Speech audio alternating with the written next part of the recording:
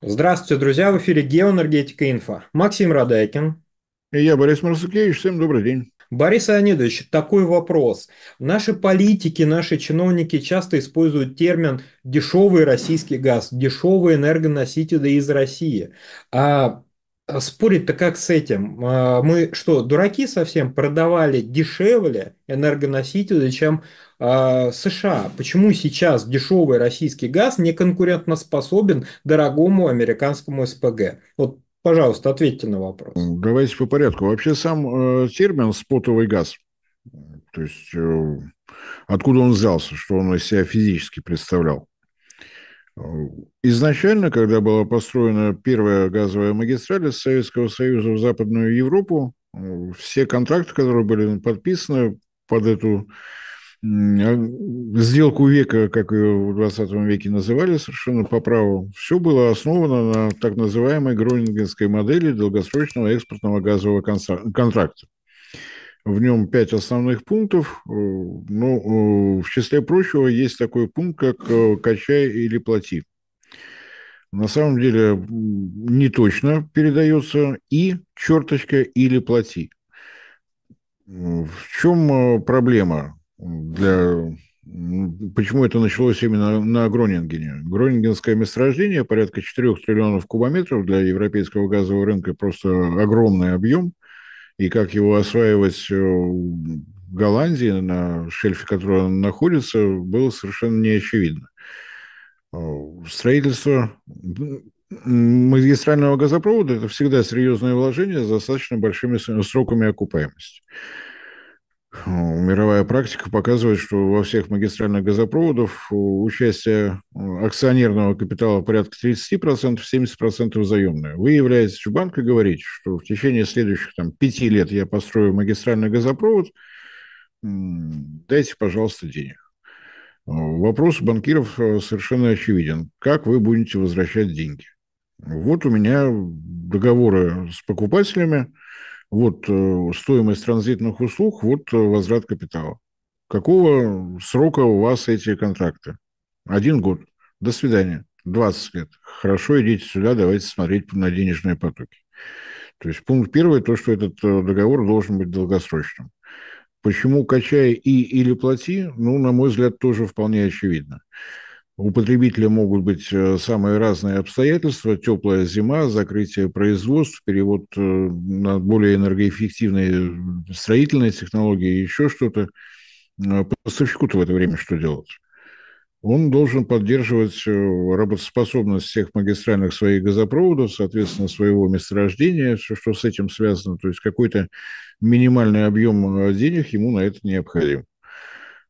Пункт «качай и или плати» никогда не охватывал все 100% объемов предусмотренных контрактов. Распространялся он процентов на 70-80 в лучшем случае. Теперь представляем себе поведение всевозможных газовых посредников. Их в Европе всегда было много.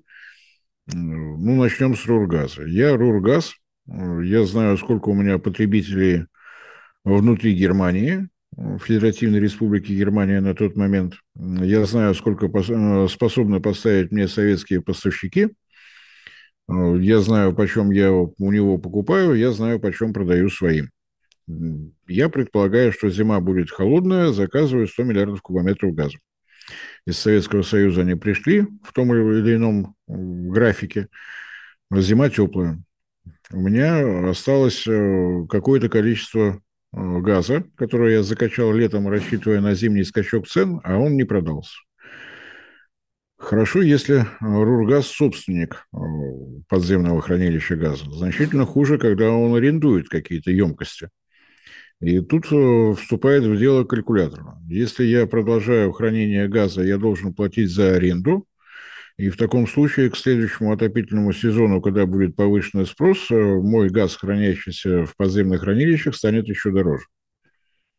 Удастся мне его продать с прибылью или нет, сказать сложно. Не выгоднее ли сейчас освободить свои емкости, распродать газ по любой цене с тем, чтобы быть готовым к следующему сезону?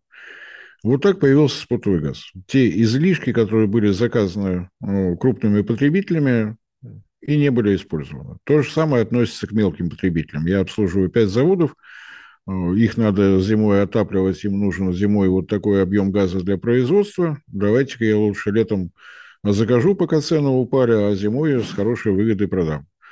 Ремонт на заводе, теплая зима, у меня лишний газ, либо я продолжаю платить за аренду, и мой газ, который там хранится, продолжает дорожать, либо я его скидываю и буду рисковать со следующим отопительным сезоном.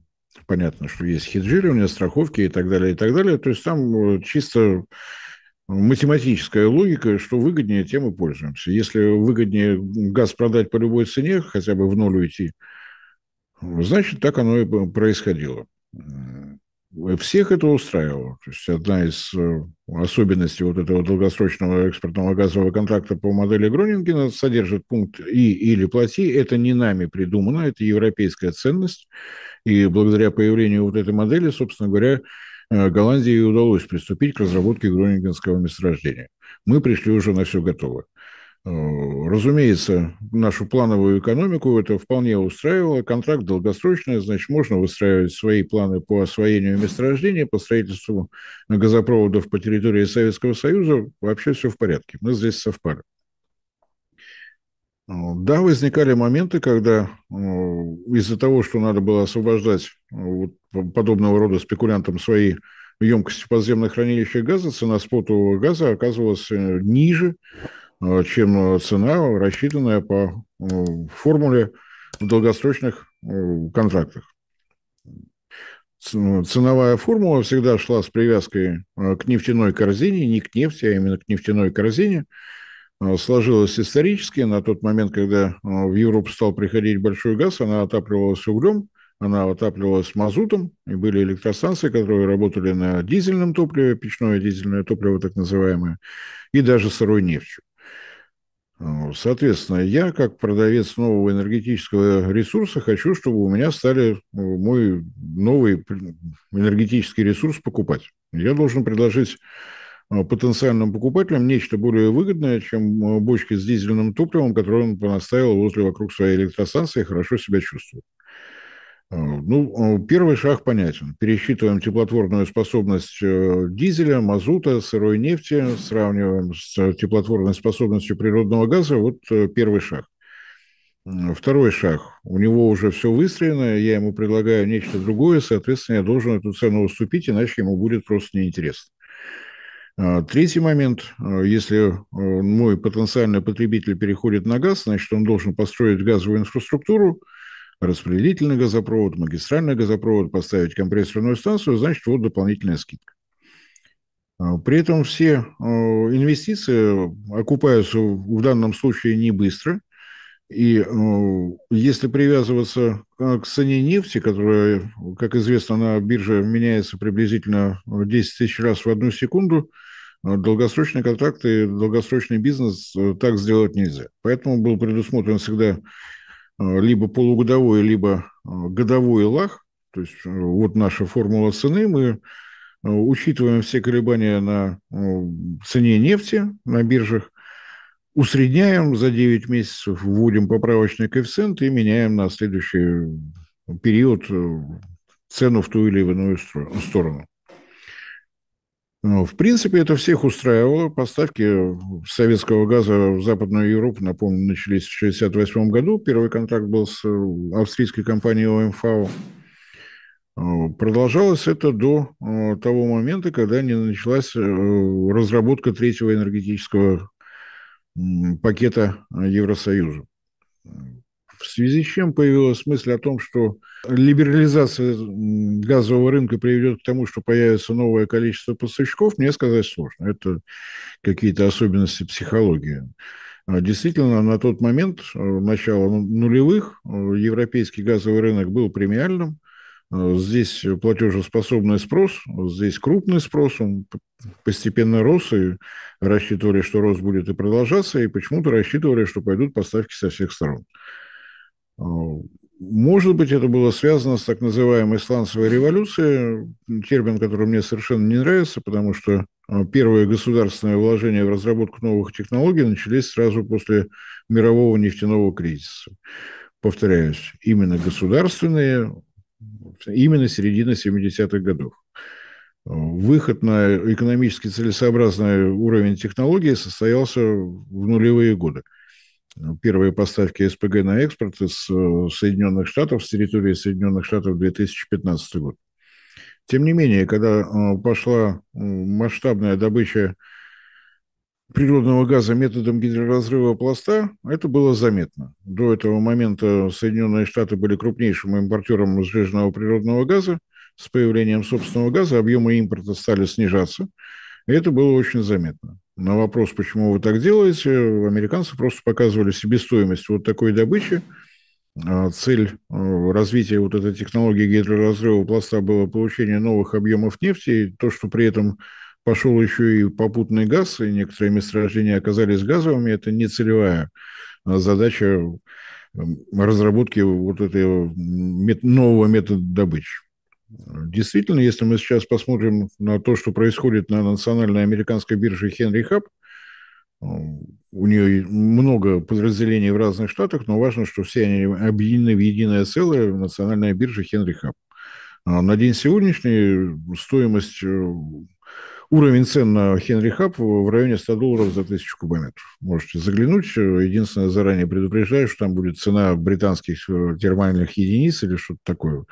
Коэффициент 35 умножайте, получите доллары за 1000 кубометров. Может быть, было связано с этим. То есть европейские чиновники, работники Европейской комиссии обнаружили, по какой цене продается газ внутри Соединенных Штатов, и были уверены, что Соединенные Штаты в обязательном порядке повезут СПГ, в том числе и в Европу, причем вот по тем же ценам, которые действуют внутри Соединенных Штатов. В нулевые годы, когда «Газпром», а также другие трубопроводные поставщики газа в Европу, Норвегия, Алжир настаивали на сохранении гронингенской модели, на привязке к нефтяной корзине, на долгосрочных поставках и так далее, на соблюдение принципа «плати или плати», раздавалось много критики. Ваш трубопроводный газ в долгосрочных контрактах куда как выше, чем наш спотовый рынок, поэтому будьте добры, снижайте цену, учитывайте спотовую составляющую в формуле цены.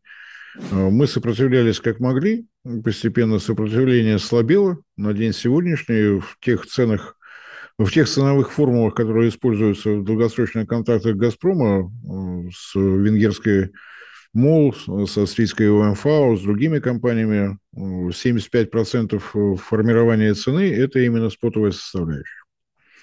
И, соответственно, лаг по пересмотру цен снизился до 1 месяца с 9. Что мы наблюдаем в результате? Спотовые цены ушли вверх. Если сейчас поставлять по классической формуле с привязкой к нефтяной корзине, то получится что-то в районе 270. Если заглянете на то, что происходит на европейской бирже TTF, то там что-то в районе 400.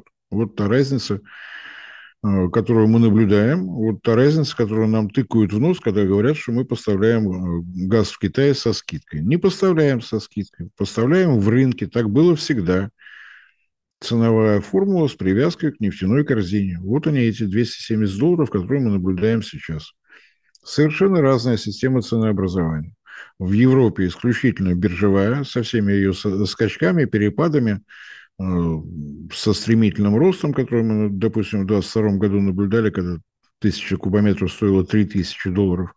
Намного более стабильно себя ведут цены с нефтяной привязкой, что мы наблюдаем на примере Китая. Удивляемся тому, что там происходит, забывая о том, что понять, как у нас будет выглядеть цена в китайских контрактах, нужно посмотреть, что происходило на мировом рынке нефти 9 месяцев тому назад. Вот сейчас цена барреля на мировых торгах поприпала. Мы увидим этот эффект в нашей торговле, газовой торговле с Китаем. Прибавляем 9 месяцев, получаем лето 2025 года. И тогда мы будем удивляться, почему мы опять дали скидку для Китая. Не дали мы скидку. Мы работаем в рынке, работаем по классическим формулам. Борис Леонидович, большое спасибо за разъяснение, будем знать. Друзья, пока YouTube замедляют, не дожидайтесь, пока его заблокируют, и нас вместе с ними. Подписывайтесь на наш телеграм-канал Геоэнергетика Инфо. Ссылка будет в описании и закрепленном комментарии. Там же будут реквизиты для желающих финансово поддержать наш проект. Спасибо, до новых встреч. Следите за нашими новостями на нашем телеграм-канале. Всем спасибо, всем всего доброго.